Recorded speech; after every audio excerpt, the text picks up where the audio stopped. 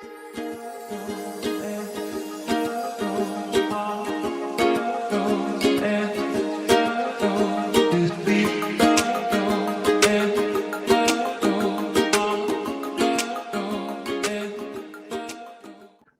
irama jantung atau aritmia kerap tidak terdeteksi dengan baik sejak dini.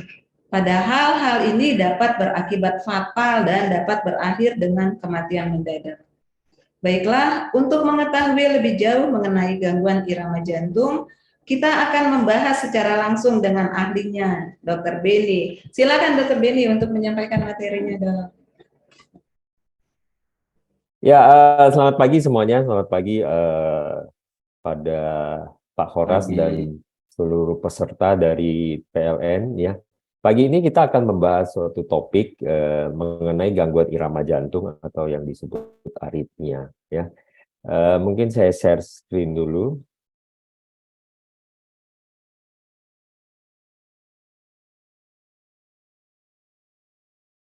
Udah kelihatan? Kelihatan, Dok. Ya, saya perkenalkan diri dulu. Saya Dr. Beni Hartono. Saya adalah spesialis jantung di Rumah Sakit Bina Waluya. Ya. Nah, pada pagi ini kita akan membahas mengenai gangguan irama jantung. Apakah gangguan irama jantung itu berbahaya apa enggak? Ya.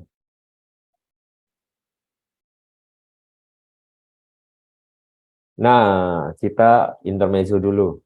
Ya, selamat nih pada pendukung Argentina.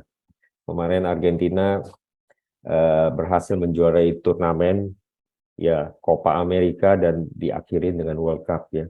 Jadi suatu kebanggaan penggemar Messi ya dapat berbangga karena Argentina akhirnya juara juga, dan Messi salah satu pemain terbaik di planet ini ya, karena bisa mengumpulkan semua gelar nih ya, dari gelar di liga sampai kejuaraan level negara.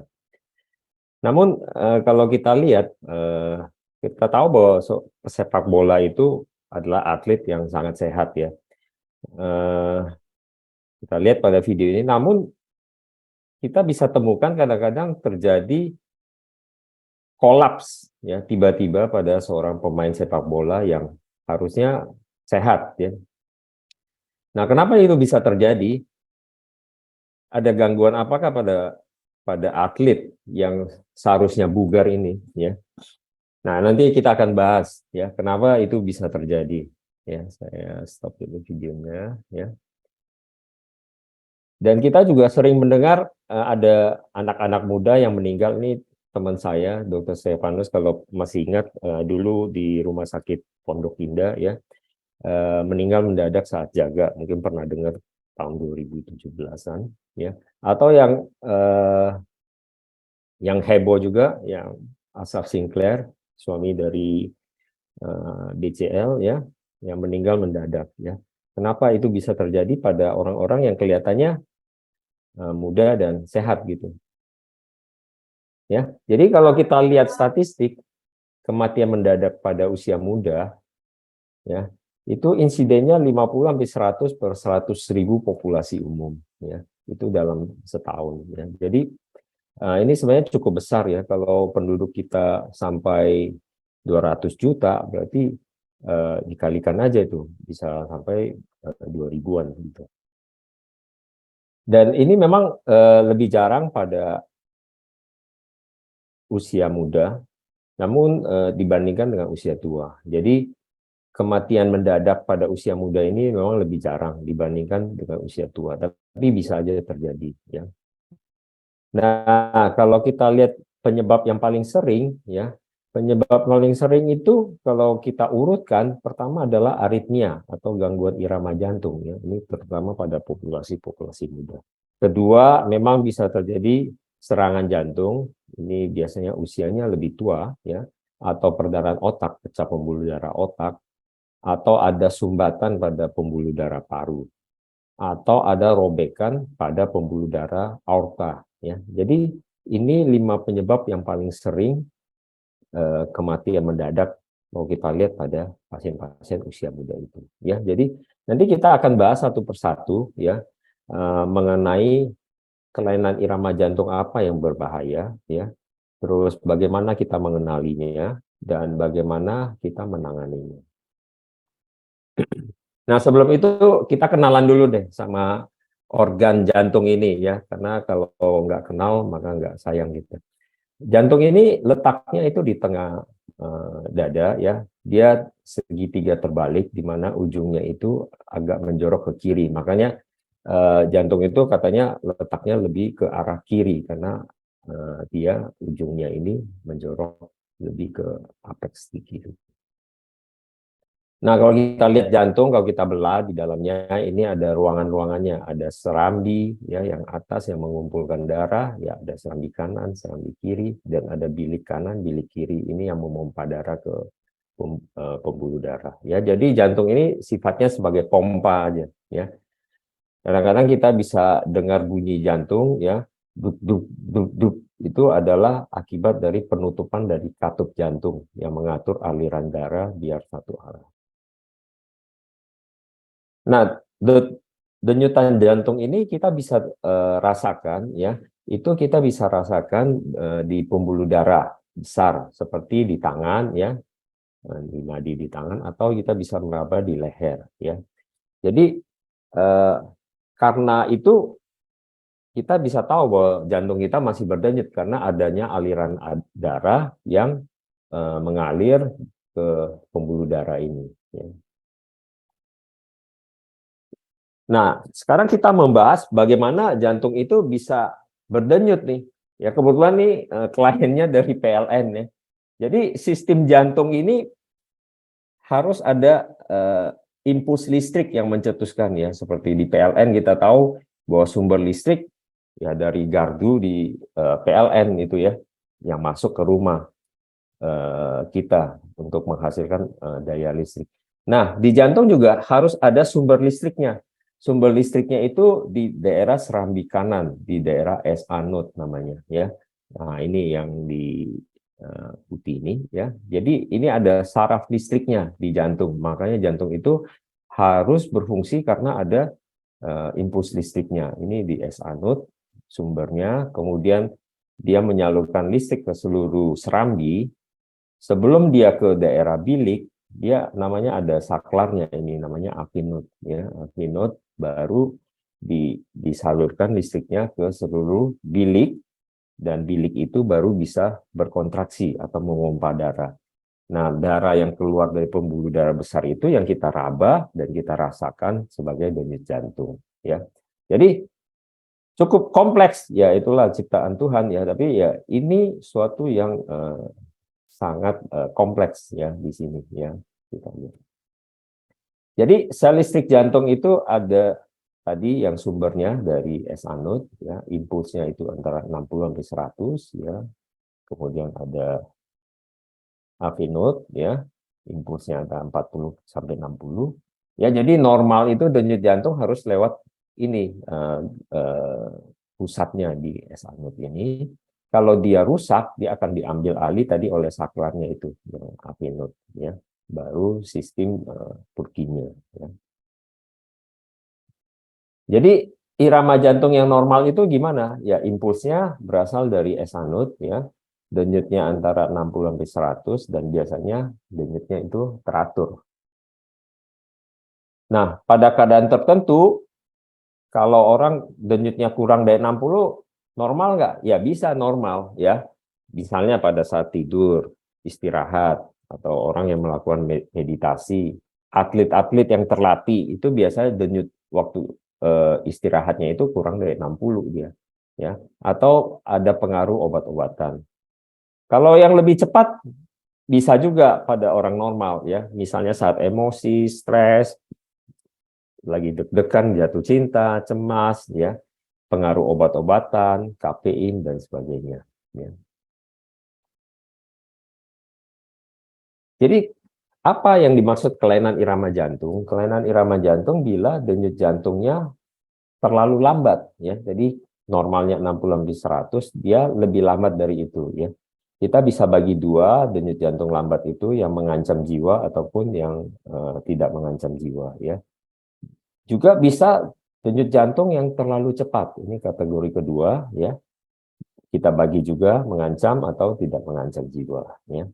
Jadi yang tahu cepat lebih dari 100. Biasanya harus cepat sekali dia menimbulkan suatu gejala. Dan yang ketiga, grup yang denyut jantung yang tidak beraturan. Ya, kita bagi juga bisa sampai mengancam jiwa dan tidak mengancam jiwa. Jadi ada 3 kelompok kelainan irama jantung.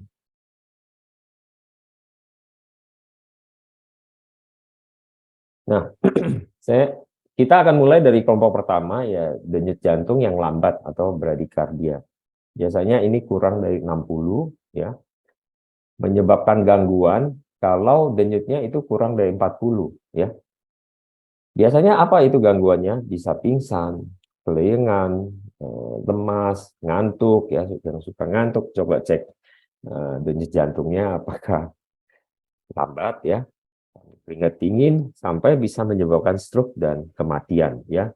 Jadi jantung yang tidak berdenyut lebih dari 6 detik biasanya akan menyebabkan pingsan, ya. Kalau dia lebih dari 15 menit, lebih dari maksudnya 15 detik gitu, itu sudah ada gangguan sirkulasi ke otak. Kalau 1 menit dia tidak berdenyut, ya biasanya udah bisa menyebabkan kerusakan di otak, ya, sampai kematian. Nah, penyebabnya dari gangguan jantung lambat ini biasanya ada degeneratif dari sistem konduksi jantung tadi yang saya sebutkan, SA node atau AV node-nya, sehingga dia tidak menghasilkan impuls lagi. Ini biasanya karena proses penuaan. Ya, semakin tua usia ada proses degeneratif. Jadi penurunan fungsi dari SA node dan AV node, ya. Seperti aki kalau kita pakai lama-lama fungsi listriknya itu akan menurun, ya. Penyebab lain bisa karena serangan jantung, karena tersumbatnya pembuluh darah di jantung, atau kelainan genetik sehingga terjadi degeneratif yang lebih dini, ya. Atau karena mengkonsumsi obat-obatan yang memperlambat denyut jantung secara signifikan. Nah, biasanya terapinya pada pasien-pasien yang denyut jantung lambat ini kita cari dulu penyebabnya, ya. Kenapa dia bisa denyut jantung lambat? Dan kalau kita sudah tahu, ya, misalnya karena penuaan, kita bisa lakukan pemasangan alat pacu jantung, ya, seperti pada gambar ini, ya. Ini adalah alat pacu jantung yang kita tanamkan biasanya di daerah dada bagian atas, bisa sebelah kiri ataupun kanan, kemudian kabelnya kita masukkan ke dalam jantung, ya. Dan fungsi dari impuls jantung ini akan diambil alih oleh alat namanya pacemaker ini, ya. Nah, sekarang kita ke kelompok yang kedua, yaitu denyut jantung cepat atau takikardia, ya. Tadi kita udah lihat denyut jantung lambat kurang dari 60, denyut jantung cepat adalah lebih dari 100, ya. Biasanya menyebabkan gejala bila di atas 150, ya. Jadi ini timbulnya biasanya tiba-tiba, ya. Timbulnya tiba-tiba, dari sebelumnya normal tiba-tiba naik jadi cepat sekali, ya. Gejalanya pasti berdebar-debar pasiennya, ya. Nah, terus kadang-kadang bisa nyeri dada, sesak napas, keringat dingin. Bahkan kalau terlalu cepat bisa sampai pingsan, ya, rasa ingin pingsan sampai pingsan. Ini bisa menyebabkan kematian juga kalau terlalu cepat atau denyutnya sangat cepat atau hanya dia bergetar saja sehingga tidak ada darah yang dipompakan keluar dari sistem pembuluh darah. Ya, penyebabnya banyak, ya. Ada konsleting. Ya, ini kebetulan ini dari PLN, ya, kita tahu bisa konslet nih. Di jantung pun seperti arus listrik bisa terjadi arus pendek, ya. Konslet, ya. Terus kalau ada jalur tambahan aksesoris pathway, ya, kita bisa konslet. Jadi misalnya kalau di PLN itu kita pasang gardu di rumah, terus masuk ke dalam rumah, terus tetangga nyantol tuh listrik kita, ya. Nah, itu bisa konslet, ya. Nah, itu juga pada jantung kita. Ada listrik yang fokusnya terlalu aktif, ya proses reentry, serangan jantung dan sebagainya. Ya ini biarkan dokternya yang mencari tahu kenapa bisa terjadi denyut jantung yang cepat ini. Ya. Nah, kita bagi biasanya kelompok kalau di daerah serambi, ya serambi kita sebut supraventricular tachycardia. Mungkin teman-teman sekalian ada yang pernah dengar istilah SVT, dan ini adalah kelompok takikardi cepat di mana gangguannya di daerah serambi, ya.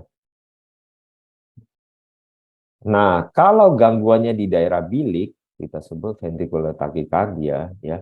Nah, ini biasanya mengancam jiwa karena daerah bilik ini yang berfungsi untuk memompa jantung. Kalau dia terlalu cepat, dia akan menyebabkan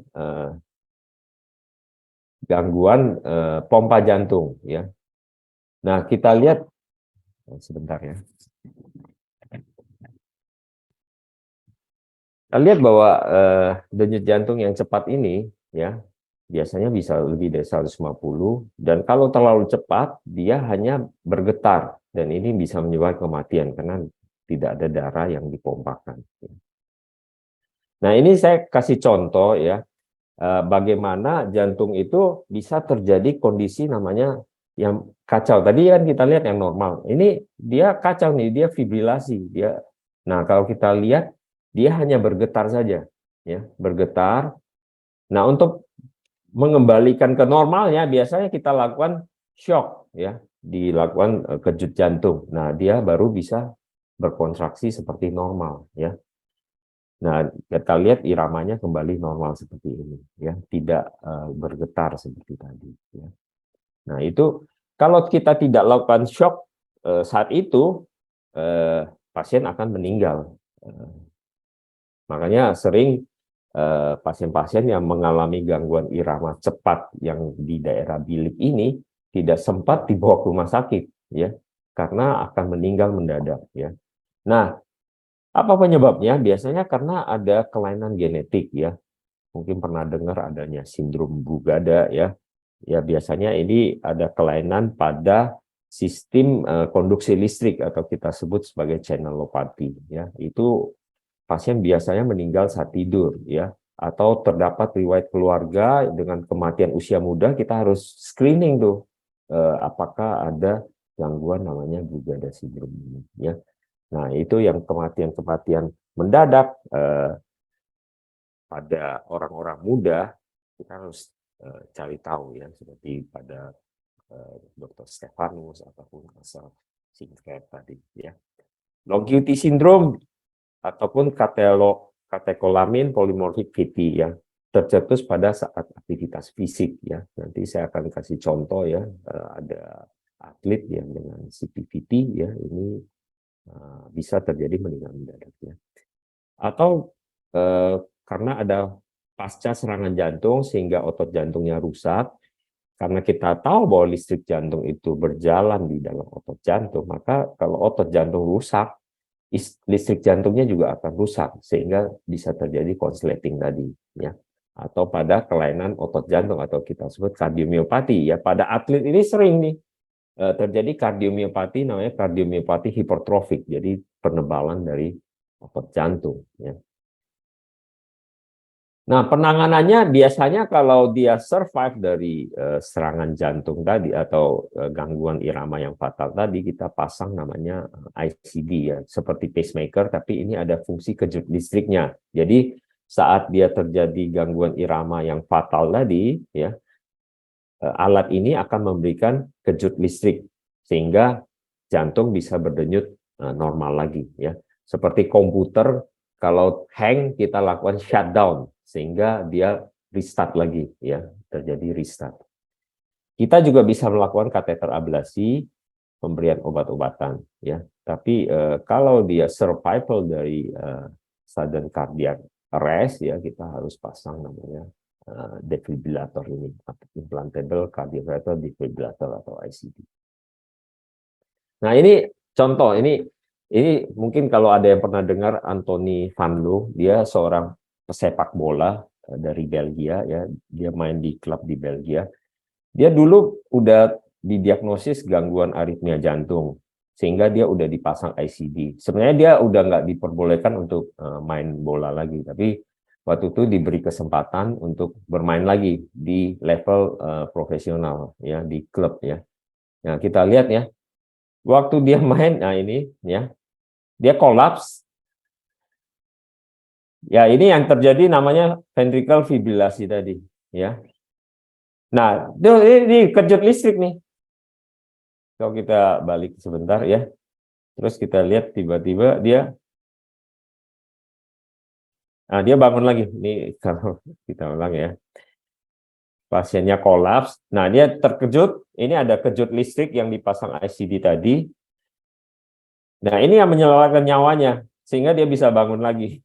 Ya, jadi pentingnya pemasangan alat kejut listrik itu di dalam tubuh kita pada pasien-pasien yang terjadi gangguan irama jantung yang fatal. Sehingga ini bisa akhirnya dia nggak boleh main lagi karena dia ada namanya CPVT tadi, katekolamin polymorphic ventricular tachycardia yang diakibatkan dari aktivitas fisik yang berat. Ya.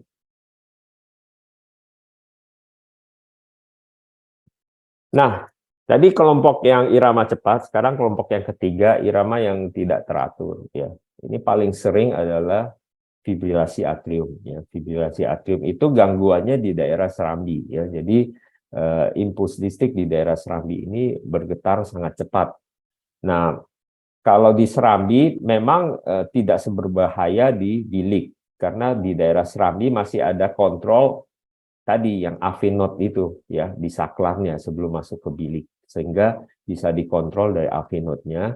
Meskipun cepat, kadang-kadang tidak sampai menimbulkan kematian mendadak ya.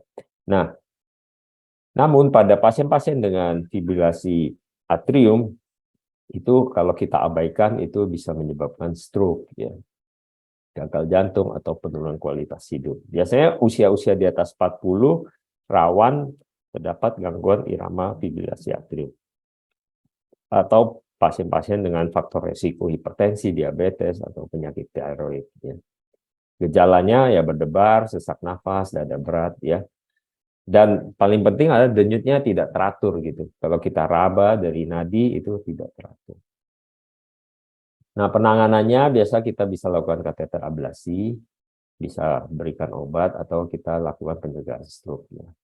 Seperti obat-obatan dan tindakan kita tutup itu appendix jantungnya. Jadi di jantung juga ada kayak usus buntunya, appendixnya ya. Seperti di usus.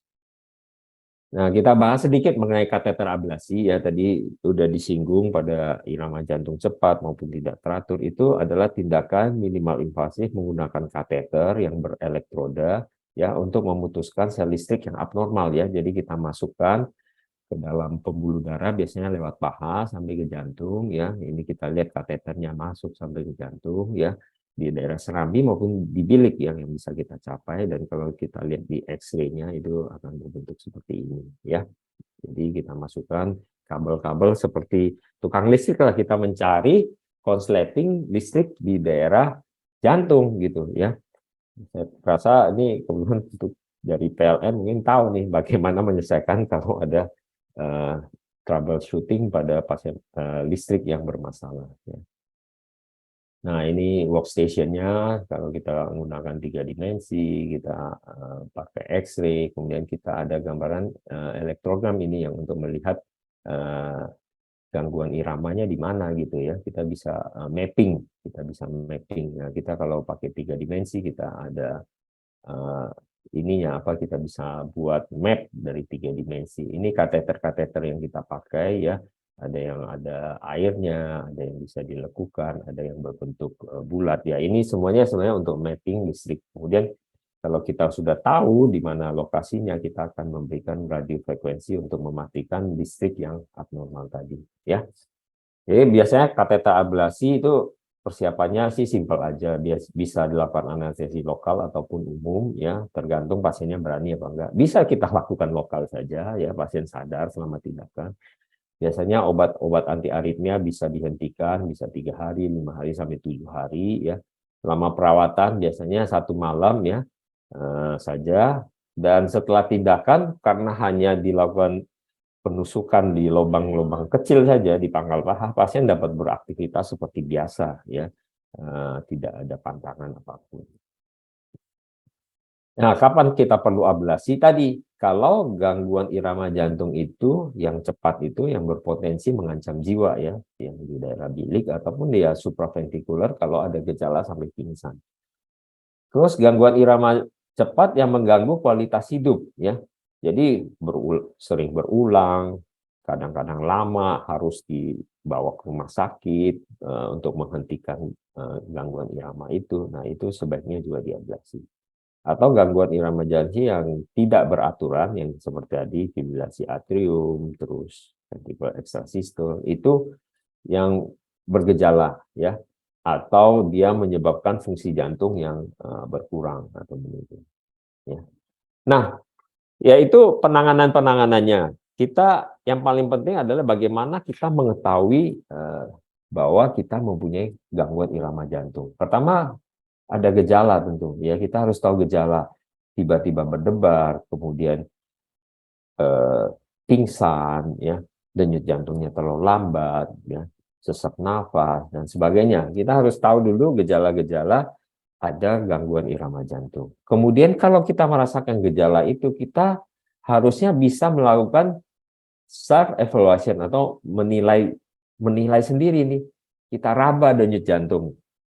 Gimana rabanya? Ya, tadi kita bisa merasakan di daerah pergelangan tangan ataupun di leher kita raba. Ya, kita hitung dalam 1 menit itu berapa denyut jantungnya.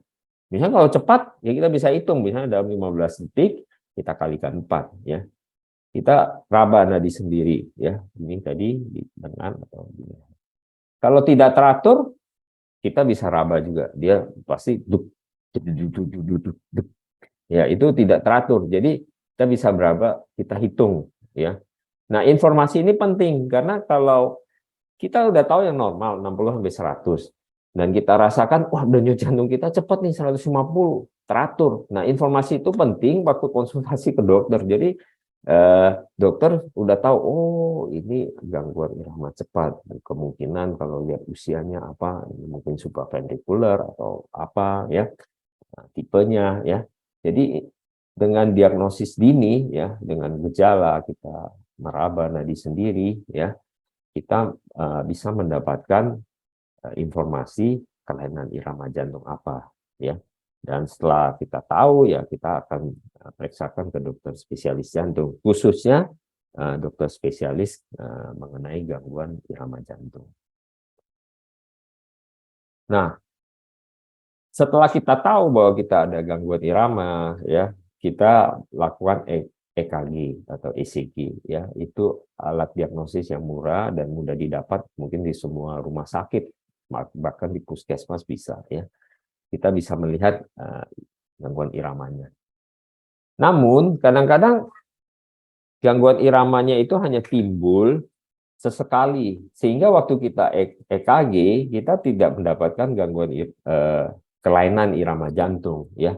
Maka dari itu kita harus pasang namanya alat Holter ya. Jadi kita pasang ke ini kayak kabel EKG ya, ada sekarang alatnya yang tanpa kabel juga ya. Ini akan dihubungkan dengan suatu recorder ya. Recorder ini akan merekam dalam waktu tertentu irama jantung pasien ya. Ada yang 1 hari, ada yang 2 hari, ada yang bahkan sampai 1 minggu ya. Nah, alat itu setelah direkam akan dikembalikan dan kita akan upload datanya dan kita bisa lihat pasien gangguan irama jantung pasien itu dalam periode-periode tertentu ya. Dan alat ini juga dilengkapi dengan sensor. Misalnya kalau kita mengalami gangguan irama jantung, kita bisa menekan tombol yang memberikan tanda bahwa kita waktu itu lagi nggak nyaman. Sehingga waktu kita baca di komputer, kita bisa tahu waktu saat dia tidak nyaman dan kita bisa korelasikan antara gejala pasien dengan gangguan irama jantung yang timbul. Ya. Nah, namun kadang-kadang ada pasien yang gejalanya Oh, saya nggak timbulnya 1 minggu sekali, bisa 1 bulan, bisa 2 bulan baru timbul. Kadang-kadang sampai pingsan. Nah, apa yang kita lakukan? Kadang-kadang susah diagnosis seperti itu, maka kita harus melakukan rekaman yang lebih panjang. Namanya kita lakukan implantable loop recorder. Ya, ini dengan kecanggihan dulu masih besar ya, kita tanamkan di bawah kulit. Ini bukan tanamkan di jantung, cuma di bawah kulit kayak pasang susuk ya.